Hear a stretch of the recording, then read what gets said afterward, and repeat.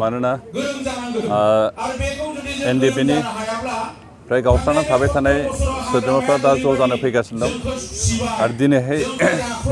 सावरायग्रा group NDFB नि 420 केडारफ्रा दिनै UPPL योगदान खालामबाय आरो लोगोसे हिरेन बर' ग्रुपनि सानै गासै 422 सोद्रोमा दिनै UPPL योगदान खालामबाय जों बेखौनो बुंनो सानदों जे जों जिहेतु NDFB नि मावथिफ्रा मोनसे समाव जयैनो खामानि मावदोंमोन आरो गेजेरावनो गोबां फैसानि थाखाय गावस्रा-गावस्रि जादोंमोन आरो गावस्रानाय जे जेबो मुलाम्फा जाया गावस्राना थायोबा जे जोंहा जोबोद खहा जायो बे बाथ्राखौ सानखांनानै गोबां सोद्रोमाफोरा दिनै UPPL योगदान खालामदों कारण NDFB हिसाबै गावस्राना थादोंबाबो गावस्राना थानानै जोंहा जेबो लाब जाया आरो जिहेतु सरकारखौ UPPL सो दागोन आरो UPPL सरकार दायोबा सरकार हिसाबै गोबां खामानि मावनो हायो गोबां सुबिदा होनो हायो आरो बेखौ नुनानैनो जायफ्रा UPPL गैयामोन गैयि UPPL गोजान जानानै दंमोन बिथांमोना सानखांनो मोनबाय जे UPPL निफ्राय गोजानाव थायोबा UPPL सरकार दायोबा बिथांमोना सरकारनि सुबिदाफोरनिफ्राय बन्चित जानो हागौ आरो लोगोसे जों जिहेतु मोनसे समाव जयैनो खामानि मावखादोंमोन बेनिखायनो ज' जानो खामानि मावनायनि गोनांथि दं आरो बे गासै बाथ्राखौ साननानै दिनै सावरायग्रा ग्रुपनिफ्राय आरो हिरेन बर' ग्रुपनिफ्राय बिथांमोना दिनै UPPL योगदान खालामबाय आरो जों दिनै बेखौ बिथांमोनखौ बरायदों आरो लोगोसे बिथांमोनखौ खावलायदों जे जों जयैनो थानांगोन जयैनो खामानि मावनांगोन आरो जों जिहेतु सरकार दानो थांगासिनो दं आरो सरकार दायोबा अन्तत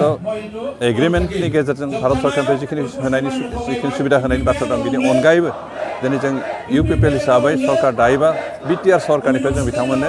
जेसेबां हायो मदद होनाय बाथ्राखौ जों इतिमध्य डिसिसन लादों आरो बेखायनो रावबो NDFB नि प्राक्तन वर्कारफ्रा रावबो जाहाथे सरकारनि सुबिदानिफ्राय बन्चित जाया बेनिखायनो जों बिथांमोनखौ गासैबो UPPL फैनायखौ लुगैयो जों बेनिखायनो दिनै बे हाबाफारिनि गेजेरजों बेखौबो खावलायदों जाय NDFB नि सोद्रोमाफ्रा UPPL निफ्राय बाहेरायाव दं हिरेन ब्रह्मनि ग्रुपनि नामाव बा सावरायग्रा ग्रुपनि नामाव बा नाब्ला ग्रुपनि नामाव जायफ्रा बाहेर जाना दं बिथांमोनाबो जाहाथे UPPL योगदान खालामफैयो आरो जों जयै खामानि मावलायनायनि मोनसे खाबुखौ जाहाथे होयो आरो सरकारनि गासै सुबिदाफोरनिफ्राय बन्चित जायालासेनो सुबिदाफोरखौ मोननायनि बेबस्थाखौ जाहाथे लायो बेखिनिखौ आं खावलायबाय चेनेल नायगिरि बिथांमोननिसिम बा निउस चेनेल बिथांमोननिसिम जोंनिफ्राय खुलुमनाय आरो सिबिनाय जासिहरनाय थाबाय जोंनि दिनै अदालगुरियावहाय मोनसे जोंहा जयनिं सेरेमनि प्रग्राम लादोंमोन NDFB दोलोनिफ्राय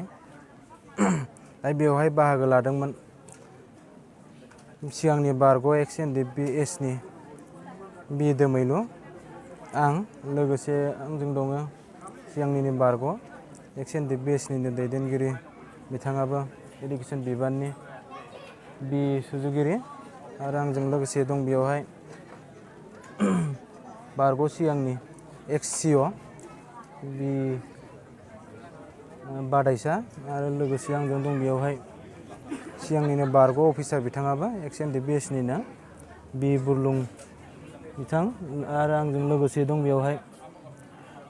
सिगांनिनो बारग' प्लाटन कामान्डार मामोन टाइटेल डि आरोबाव आरो आंजों लोगोसे दं बेवहाय सिगांनिनो बारग' प्लाटन कामान्डार डि रुजुलां आंजों लोगोसे दं बेवहाय बायदि बायदि बिबानाव थानाय सिगांनिनो बारग'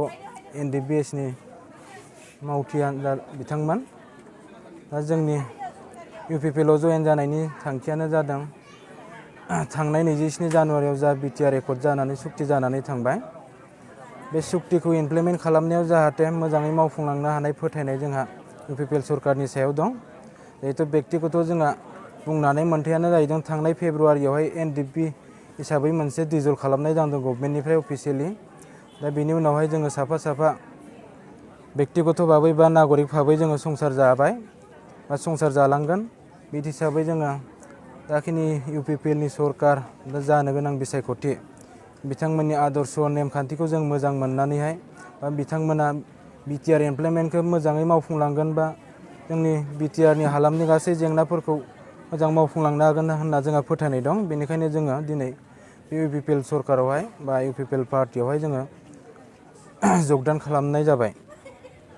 दा जों गासैहाय बेयाव उदालगुरि डिस्ट्रिक्ट हिसाबैहाय गासै 420 420 जन जोङो जइन जानाय जादों। फैगौ बिसायख'थियावहाय जोंहा गबिन्द सार बा प्रमद बर' सारमोनखौहाय माबोरै जों हेफाजाब होलांनो हायो मोजां सरकार दानायावहाय मोजां देरहासार जाफुंनो होनायाव जों गासै सोद्रोमायानो बाहागो लालायगोन आरो बाहागो लागोन होननानै जोङो बयनिसिमबो मिथिहोनाय जाबाय। दा बेयावहाय सनितपुर डिस्ट्रिक्टनिफ्राय ओरैनो 30 जनसोल' फैनाय जादों। UPPL सरकार दानायावहाय दा फैगौ बिसायख'थियावहाय मोजां मावफुंलांनो थाखाय बिथांमोनहाबो मरेलि सापर्ट होफैनाय जादों बिसिम। बाखि गासैबो उदालगुरि डिस्ट्रिक्टनिनो।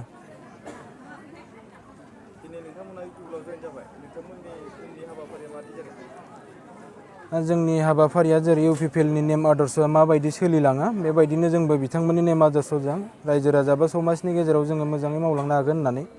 जों बयनिसिमबो मिजिंथियो बा आसा होयो।